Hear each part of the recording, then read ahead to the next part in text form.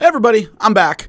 This time to talk about apparently the most important fight of the weekend in combat sports. September 14th, that's right, Mexican Independence Day. Canelo Alvarez taking on Edgar Berlanga. I did my breakdown, of course, of Sugar Sean O'Malley and what I think he's going to do in the main event. Did that, of course, earlier on this week. But, we can talk all about kind of the Sphere versus Canelo Alvarez, how wise that was to book both at the same time. I think it's not good at this point. I think we're seeing a lot of available tickets for the Sphere show. Very expensive show. They need to put a lot of butts in seats to make that one work. Just a quick summary. I just didn't think it was a knock it out of the park kind of card, and you need that if you're going to go up against Canelo Alvarez on Mexican Independence Day. I think you need to knock it out of the park main event. They didn't have that. They didn't have a main event that catered to a Mexican or Mexican-American crowd. Sugar Sean's good. He's certainly a celebrity. I don't know if he's a crossover star, and I think they needed that kind of main event. They didn't get it. But Canelo Alvarez, obviously, at the T-Mobile Arena, same night. And it's not just a Canelo fight, which is always going to be big. It's a pretty good card, especially when it comes to maybe some casual fan interest. I'll get to that in a minute. But we start out, for those who don't know, aren't huge boxing fans, in the super middleweight division, it's going to be Caleb Plant versus Trevor McCumbee. I work for ProBox TV. That's my standard gig during the week. I do a half-hour boxing show for them every single day. Check it out on ProBox TV. Download the ProBox TV app and never fall behind in your boxing news. And then I do a live fight for them every other Wednesday up in Tampa. So I've interviewed both fighters, Trevor McCumbee and Caleb Plant. The storyline of this fight is Trevor McCumbee is undefeated, 28-0. Excellent fighter. But he hasn't fought anybody on the level of Caleb Plant. Caleb Plant, of course, fought Canelo Alvarez. He fought Benavidez. He fought Durrell. So he's fought some really big names in the super middleweight division. Only lost to Canelo and Benavidez, the two best at 168, period. I don't think there's much of a debate on that one.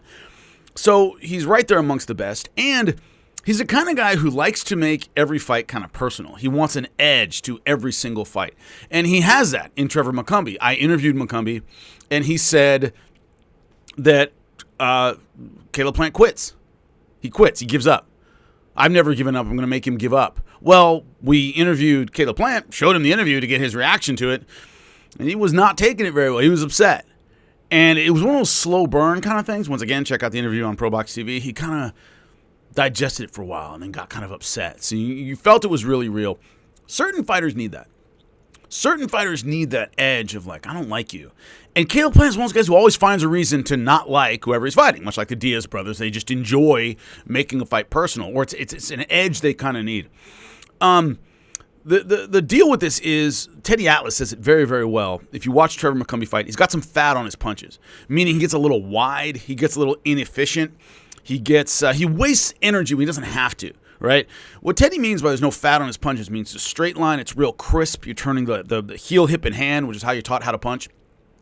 Turns everything over well. There's not a lot of inefficiency in his punch. Trevor McCumbee does have some inefficiency in his punches. Why? 28-0, you've beaten all your opposition.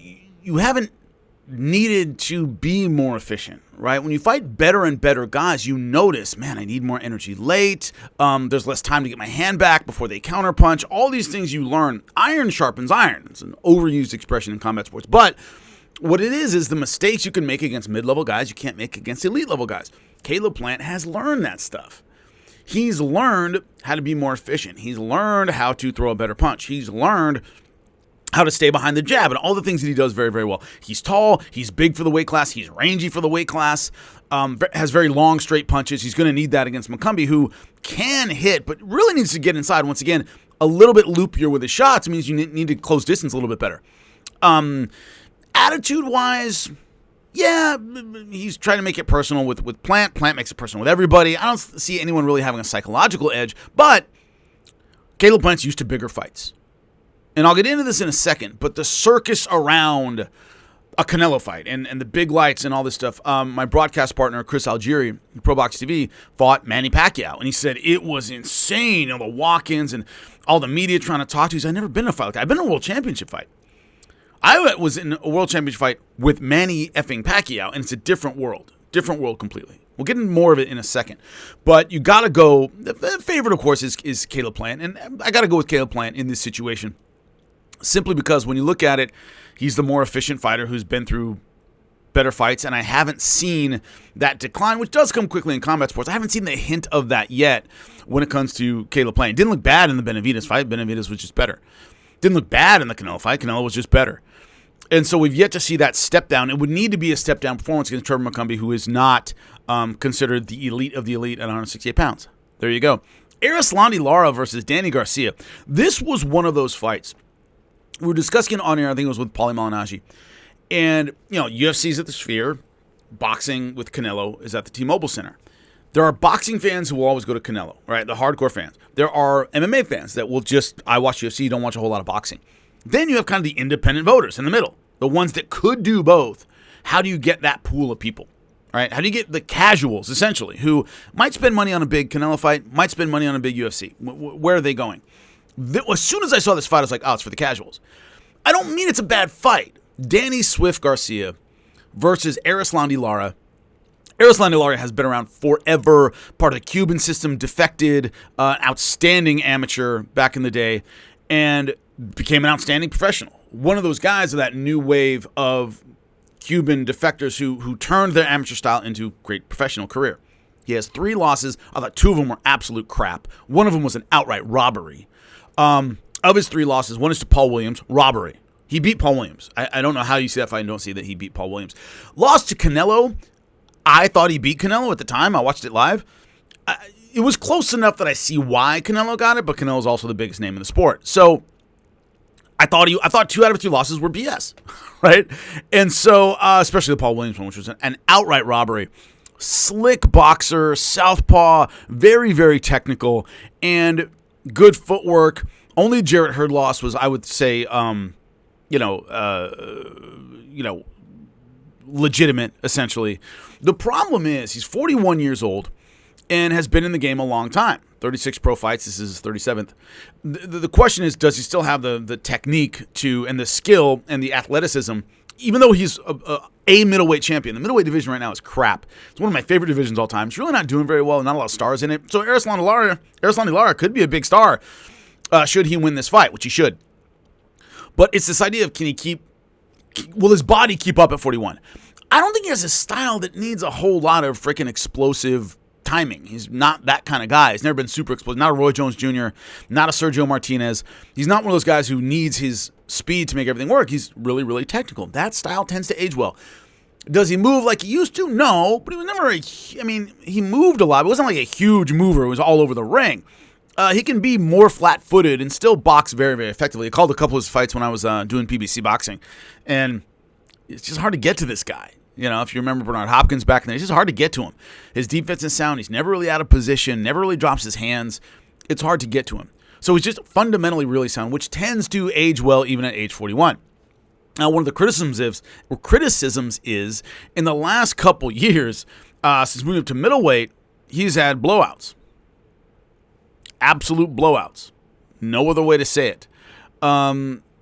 It's this idea that when you are blasting fighters in the first 3 rounds, which is what he's been doing, we're just not getting a sense of A, how you're aging, and B, you haven't really been tested in the middleweight division, right? This is a guy who used to be champ at 154 pounds, went up to middleweight, but the middleweight scene hasn't been very good.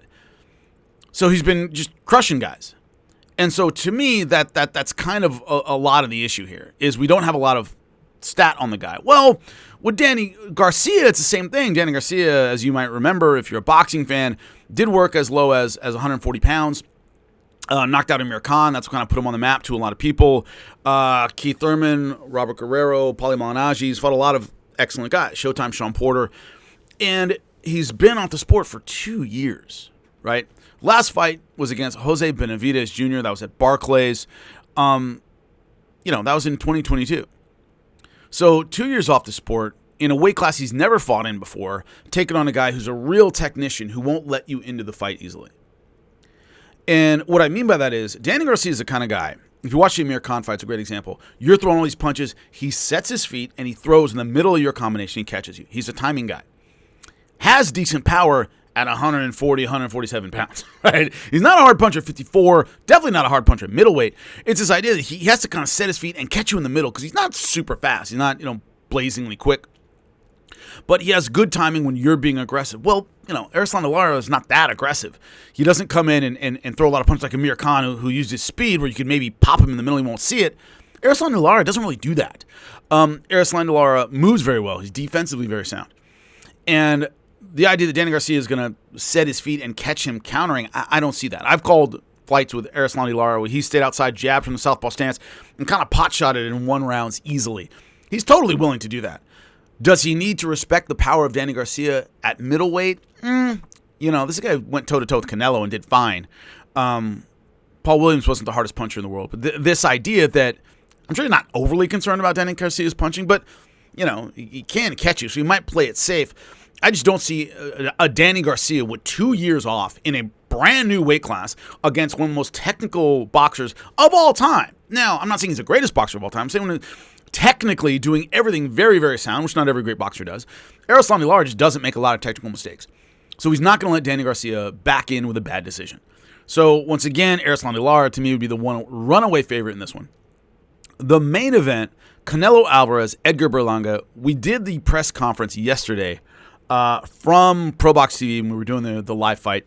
They set up a little table for us, and we kind of reacted to the press conference. Not a lot happened at the press conference, and this is where we're going to go on a little bit of a rant here about press conferences and weigh-ins, and they're for the fans, right? Rarely, in my experience, and there are some, right, that you can point to, and I'm sure you're going to point out in the comment section, there are some fights where somebody got in someone's head and they didn't fight the right kind of fight, and the vast majority of the time, if a fight is big enough, you'd have a press conference and all this stuff and a lot of attention. You're a professional, you've been doing this a long time. And the idea that somebody saying something in a weigh-in is going to throw you off your game and you suddenly fight horribly and lose, I've seen it once or twice my entire career. Most famous has got to be Eddie Alvarez. He did not fight well at all against Conor McGregor. I think the build-up and the hype just kind of got to him. Most of the time, these guys fight under the big lights all the time. And they're professionals, and they're used to it, and they'll push and shove, and we think it's cool, and boy, we love watching people yell and scream at the weigh-in, but does it affect the game plan? 9 times out of 10, no. It just doesn't. So the fact that Berlanga never really went after Canelo never really went after Berlanga, I don't think it affects anything. Now, Berlanga hasn't been through as many of these amazing press conferences and circuses as Canelo. This is what he does. That's where he lives.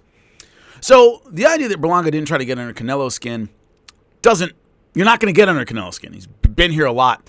If Canelo had really gone after Berlanga and we had seen something weird, then you think, okay, maybe the kid who hasn't been here before and is in his mid-20s and hasn't been through a whole lot, maybe the moment would get to him. But Canelo didn't really do that. He didn't push those buttons. So I didn't see anything in the jawing back and forth, there really wasn't any jawing back and forth, that makes me think someone has a psychological advantage. The other side of it is, when they faced off, Berlanga's a big dude. He is way bigger than Canelo. But I'm reminded all the time of an interview I once saw with Mike Tyson about the height disparity between him and some heavyweight he was fighting. Oh, you're the shorter man. And he went, I'm always the shorter man. Mike was not a tall heavyweight. So having a disadvantage is one thing. Having a disadvantage that you always have is something else. When Lennox Lewis fought Klitschko and was finally facing somebody with his height and his range, different guy. When John Jones fought Alexander Gustafsson the first time, and he squared up with someone who was just as big and just as tall and just as rangy, different guy. He's used to having this advantage he suddenly didn't have. If you're always shorter, or that you can deal with. It's when suddenly, if you're a short middleweight and suddenly you're fighting a really short middleweight, you're like, oh wait, this is weird. I'm not used to having to do this. That change isn't good. Canelo's always the smaller guy. At 168 pounds. He's really kind of a puffed up middleweight, even though he's fought at 175. I think he's 5'7", 5'8". He's not a tall guy. So this idea of, wow, look at this physical disparity. Jaime Munguia had the same advantage and couldn't turn it into a win. Bivol did, but it was more, and that was a 175, but Dimitri Bivol just has a style that's really hard to get to. He's just a really slick boxer who's real tight and throws good combinations, and Canelo couldn't deal with it. I don't think it had as much to do with the size disparity, although that was a factor. So the idea that you see Berlanga and Canelo face off, you go, man, Berlanga's a lot bigger. Yeah, he is, but, it's just another fight for Canelo. So going back to the Munguia fight, what can Berlanga do to win this? Munguia had boxing advantages over Canelo early. He just couldn't keep it going. He was outboxing Canelo early, and then he tasted a big shot, and it was all downhill from there. Where suddenly Canelo was walking him down, throwing big punches, looking much better. He ended up winning a comfortable decision.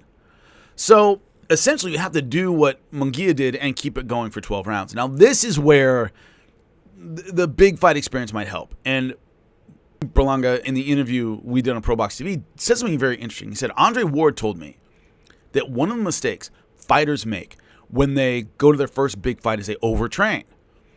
They tend to see it as bigger in their heads than it is. Well, it's another guy. It's 12 rounds. You've been 12 rounds before. Don't let it bother you, right? Were you in shape for these guys? Yeah, all right, then you'll be in shape for Canelo.